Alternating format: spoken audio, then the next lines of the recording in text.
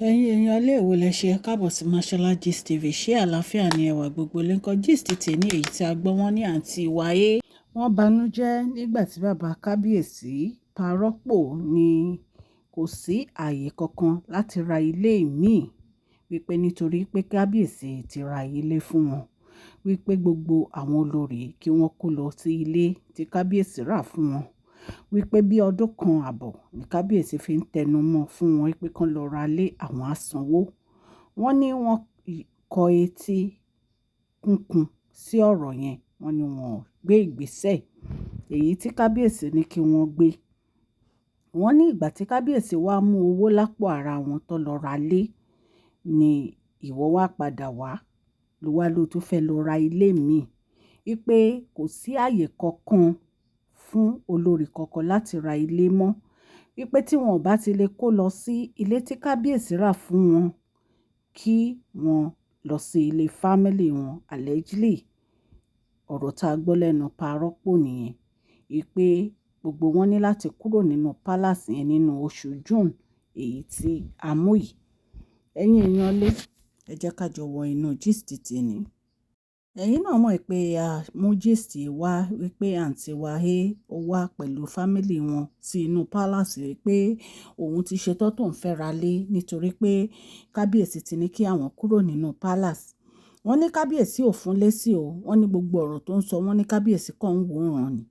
Ṣùgbọ́n ọ̀rọ̀ tá a gbọ́ lẹ́nu parọ́pò allegedly òun ni pé kò sí olórí kankan tó tún máa ra lé míì yàtọ̀ sí ilé tí kábíyèsí ti rà fún wọn wípé kí ló dé tí wọ́n jẹ́ ọ̀dájú obìnrin tó jẹ́ pé wọn ò kíà nípa bí ọkọ wọn ṣe ń náwó. Wípé ìgbà tí kábíyèsí ń sọ fún wọn látijọ́ pé kí wọ́n lọ ra lé pé kí náà ń ṣe kí ló dé tí wọ́n lọ ra lé.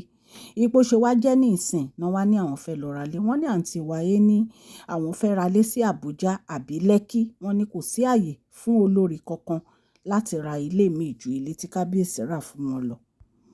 Bí a ṣe gbọ́ wọ́n ní àǹtí wa ní wọ́n ra lé fún Sisi Fashion lẹ́kọ̀ọ́ wípé kí ló dé tí kábíyèsí ò lè ra ilé fún òde Lẹ́kí àbí ní Àbújá wípé ibi méjì tí òun fẹ́ nìyẹn wípé ó dẹ̀ ti pẹ́ tóun ti ń sọ̀rọ̀ ilé yìí even nǹkan kó tó di pé Sisi wa Fashion sọ̀rọ̀ ilé lòun ti ń sọ̀rọ̀ wípé kábíyèsí láwọn ò ra lé fún un nígbà yẹn wípé ìgbà tí kábíyèsí dẹ̀ ti gbégbèsè láti ra lé fún Sisi wa Fashion òun náà fẹ́ ra ilé sòun ní sí Àbújá àbí Lẹ́kí ibi méjì tóun fẹ́ ra lé sí nìyẹn.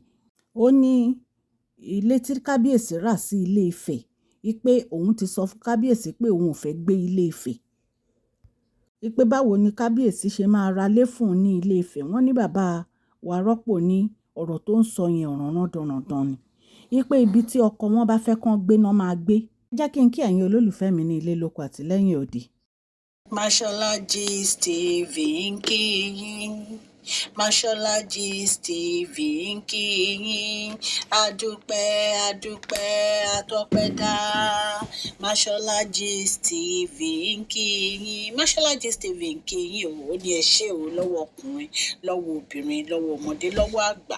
Lórí gbogbo bẹ́ẹ̀ ṣe ń comment, tẹ́ ń like, tẹ́ ń share. Adúpẹ́ ní ọwọ́ gbogbo yín. Mashola Gist TV ń kí yín. Ẹ̀yin olólùfẹ́ wa ẹ káàbọ̀ sí Mashola Gist TV. Ṣé àlàáfíà ni ẹwà gbogbo lè ń kọ́?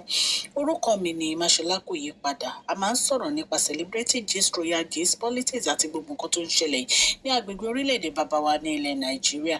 A ń sọ̀rọ̀ nípa celebrity gist, royal gist, politics àti gbogbo nǹkan tó ń ṣẹlẹ̀ ní orílẹ̀-èdè wa. Ẹ̀yin èèyàn lè tẹ́ bá ti subscribe, ẹ tẹ notification bell kẹ́ ẹ subscribe so that a bá ti post any gist ẹ máa rí. A ń sọ Yorùbá lórí channel yìí nítorí pé a fẹ́ gbàgbé àṣà àti èdè wa. Ẹ̀yin èèyàn lé à ń ṣe advert lọ́lọ́kọ̀ òjọ̀kan lórí channel yìí, ẹ kàn sí wa ní Mashola Gist TV. Ọlọ́run Elédùmarè á bá mi gọ́wọ́ yín sókè o. Ọlọ́run Elédùmarè á bá mi ran gbogbo yín lọ́wọ́ o.